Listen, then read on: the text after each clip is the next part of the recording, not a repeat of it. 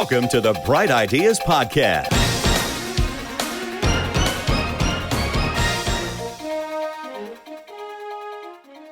So I want to circle back before we finish up, because there's a few things that and I know we've used more time than I thought we would use to even get this far, but testing your messaging. I want to talk about the importance of that because, it is everything, especially when you're first getting started and you haven't figured out how to really get people's attention.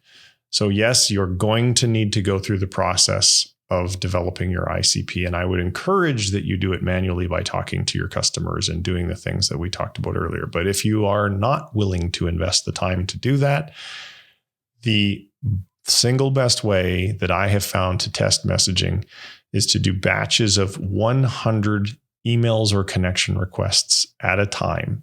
Test message A to 100 people. And typically, like doing LinkedIn connections is a great way because you can easily do 100. You can do 50 one day and 50 the next day. So you're basically getting experiments completed every 2 days.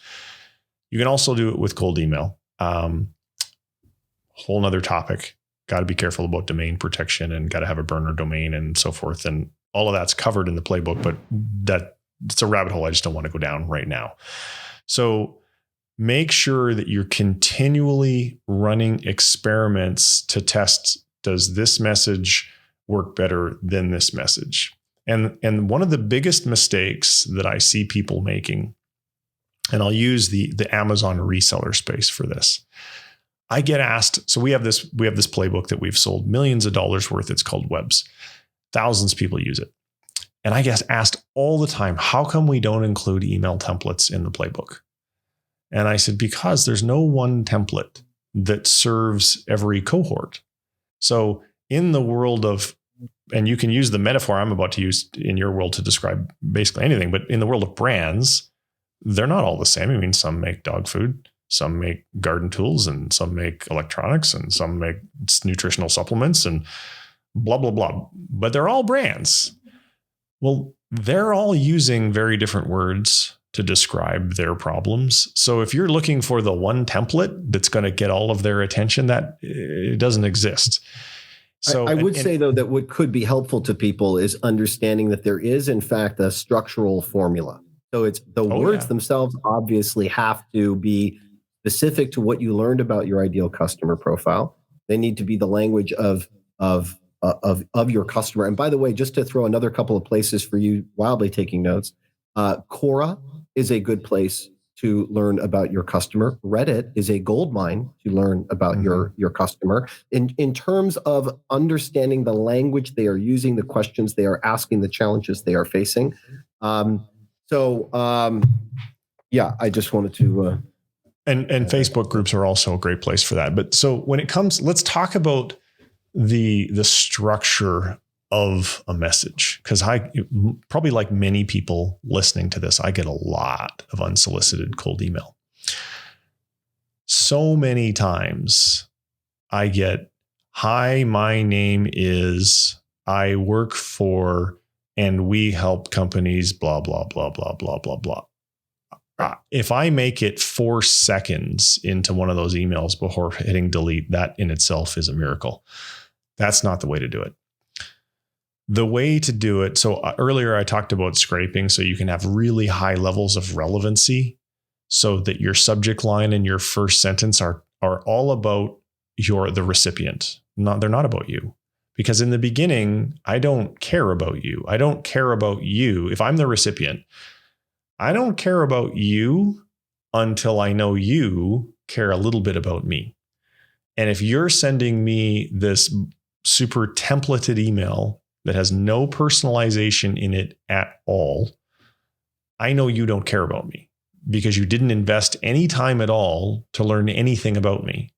And if you did, then that would have been reflected in the email. So one of the tools, and same, by the way, goes for LinkedIn request for connection. So I don't know about you, but I delete if you didn't put a note in there, and if you also don't explain why it is you thought we should be connected, I click delete. Because to me, all you're really saying is, hey, I'm using some automation or I didn't put any thought into it. Looks like you're somebody I'd like to sell something to, so we should connect. And so I hit delete because I'm looking for you to basically tell me how you being in my network adds value to my life or to my business. Because in this day and age, if you accept a connection request, you can guarantee 100% of the time you're entering into an automated follow-up sequence. So don't be accepting those connection requests unless you really want to enter into a follow-up sequence. So testing your messaging, do it in batches of 100. Be very, very diligent about it. Track your data very, very closely and make sure that your messaging is as relevant as possible to the cohort, the group of people that you're sending it to. There's probably a lot more we could talk about. Well, a couple other things about A/B split testing, which is the official marketer's term for testing your messaging, is A/B split testing. And one of the things that you should keep in mind is you can only change one variable at a time. So for example, folks, you do not want to change the subject line and then also change a component of the body because you now no longer know which variable was affecting the A/B split test. So anytime that you're going to put up two pieces of content against each other, whether that's a Facebook ad, whether that is a Google ad, doesn't matter what you're running, an email, a connection request, you're basically saying I have two versions or flavors at one time. You can have 20 different versions, but you two at a time get tested. And you want to make sure that you're changing only one variable, whether that's the body, whether that's the relevancy that you're including in there, or whether that's the subject matter. And then again, for those of you taking notes, the key you want to write down here is relevance is critical to your subject line. Relevance is critical to your open, to the open of the communication. So you have to show that you did the work. You have to show that you understand who they are to whatever extent. And then you may proceed. I mean, they may be interested in allowing you. And the framework that I would give you to follow, and this is so easy to Google, which is why we don't have to cover it in detail in this talk, is AIDA, A-I-D-A. Attention, interest, decision, action, I believe is what that stands for. Google it. It'll give you the framework for how to construct your message to, assuming that you have relevancy, to give yourself the highest probability of success. And then again, when you're split testing, I would encourage that let's say you have a 4-sentence email, because it shouldn't be a 14-sentence email.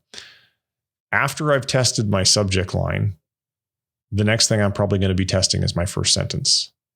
And then when I feel like I'm getting good with that, then I'm going to, if I can't improve it anymore by testing those two, then I'm going to split test the second sentence. And then I'm going to split test the third sentence. And I'm going to do it to 100 people each. So you need to be very, very methodical about your message testing. And even that still does not guarantee you that message is going to work forever. So testing you should expect to do it on an ongoing basis because things are always changing. Change is the only constant. All right. How are we doing? And then again, just as a reminder for those of you thinking like, how do I get that relevance again? You don't have to use a piece of software. You can find relevance by spending time in groups, by seeing who has made comments on a particular post that you think, again, go to an influencer post because we're looking for volume. We're looking for quantity, right? So an influencer post, whether it's a Gary Vee, whether it's a Seth Godin or whoever in your industry, obviously is. And then when you see that there's a lot of action on that post, you can literally yourself make a comment first, like their comment on their comment, like, oh, totally, that's it, that was it. You stole what I was going to say, whatever you want to say, not on every single person's, obviously, but make those statements and then start sending out those requests. So relevancy is there to have just by spending a little bit of time on their profiles. And by the way, if you are targeting somebody, go to their Twitter and read the last tweets.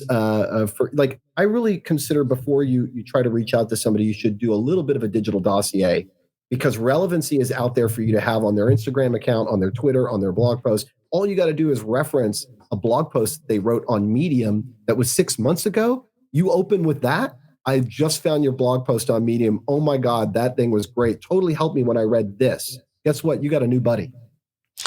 And the other thing too that I want to make sure that we don't skip over, Stefan, is that people might be listening to this thinking, oh, that sounds like a lot of work. Guess what? This is work that a virtual assistant is ideally cut out for, so long as you have a great process for them to follow. And the way you develop a great process, if you don't have one, is you do the work yourself for just long enough to figure out, if I was writing instructions for my mom, what would I need to have in those instructions so that mom could do this 80% as effectively as me? Now, We're having Chardonnay in my list for my mom to be involved. So as long as step 4 is Chardonnay, then you're set. You can proceed. So here's the thing about where some people struggle with the idea of delegation, because there's this battle between, it's about control. They think, well, nobody's going to be able to send a message on LinkedIn as good as me. And you might be 100% true in saying that. But here's the thing. If I can hire 3 VAs who are each 75% as good as you, the aggregate productivity, the output that those 3 VAs at $3 an hour each, so I'm spending $9 an hour, I'll wax your ass. And I would also argue, though, I would argue a lot of people thinking right now, just to be the voice of the audience, that they're like, first of all, Trent, I didn't know you can get a VA for $3. That sounds terrible. So put whatever number makes you feel good in your mind. Certainly, my assistant is more expensive than $3. But the other part is they're thinking a $3, a $5, a $6, a $9 an hour assistant is not going to be able to even write in my voice. Here's the answer to that. I do all the writing. So I write whatever outreach I want, whatever sentences I want. They're all there as copy and paste. So what the VA needs to know is, in what use case am I using this block of text, this sentence, this paragraph? I've written them all. I know that outreach is either I want to connect with you, or it's a follow-up, or whatever, or it's a, hey, I really like that post, meaning I have all of my different use cases pre-written by me. It's my voice. They're copying and pasting them where appropriate. So you don't have to think like, well, I'm not going to allow my VA to be my voice and my message. You don't have to. And you can still achieve the output. Because the other thing is this, I ask people when their prospecting game goes down, I don't know about in your world, but in my world, what happens is people prospect, they get some business, then they start doing business, and they stop prospecting. Yeah. And then they wonder why all of a sudden then there's no business. And so they're going in these troughs and waves. And it's because they don't have their prospecting automated, and it's not running in the background. So what's really key is that if you should be spending an hour a day on LinkedIn, commenting, liking, growing your network, just an hour a day. Not every busy executive, not every busy realtor, loan officer, insurance agent, consultant, or coach, people that I work with have the time to spend an hour a day, or simply just don't because it gets boring. That is exactly the kind of high value yet low. It's high value to the organization and to you, but it's kind of like a low task. I don't know what the right word is, but it's like stuff you don't want to do. That's exactly the kind of stuff that you should be having a VA do. And again, if you're overwhelmed at the thought, I don't know where to find a VA. I don't know how you hire a VA. I don't know how you interview a VA. I don't know how you get a VA working. I would love just the output. I would love just to have somebody helping me. Again, the concierge service that Flowster will be quietly rolling out. If you're one of these early folks on some of these premium playbooks, talk to Trent about how he can go and find you a VA, train a VA, and then help you understand how to manage a VA so that you can just get the benefit of the output. Hear, hear, brother. All right. So I think we've actually sprinkled our last 2 talking points were Automate and Scale and some of my favorite tools. And I actually think we pretty much covered that throughout the conversation that we've had so far. So, Stefan, unless you think there is anything else that you would like to add for today, because I'm also running up on a hard stop that I have. Yeah. I think I'd like to wrap here. And thank you for making some time, and thank the audience for making some time. Now, if you have questions, we want to get you answers. So Flowster has a Facebook group where you can post your questions. You can get to it there will be icons somewhere on the Flowster page. Again, everything will be in the show notes. If you are a SaaS founder, we actually have a new Facebook group that we're just now launching for Flowster users that are SaaS founders, because I'm a Flowster user and I'm a SaaS founder and I really like hanging out with my peeps.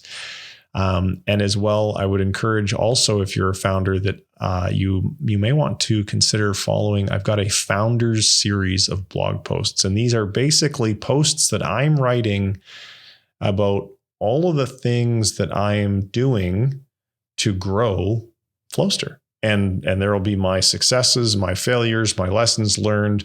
And all the time as I'm doing these things, I'm creating new workflows for myself because I don't do anything without a workflow. And all of the workflows that I create will also be made available to the readers of those blog posts. So I would encourage that you, and again, I'll put links to our recent posts in that series so that you can go ahead and opt in, and then you would get an email each time that we published a new one of those posts. So thank you everyone for tuning in. I was just going to say, if you are a consultant, a coach, a solopreneur, if you're kind of that one-man band and you want to ask any questions about how I use Flowster or how I use VAs to get where I'm going, then I will have Trent put my LinkedIn or my website or some means for you to find me out there and ask your questions, because I would love to answer.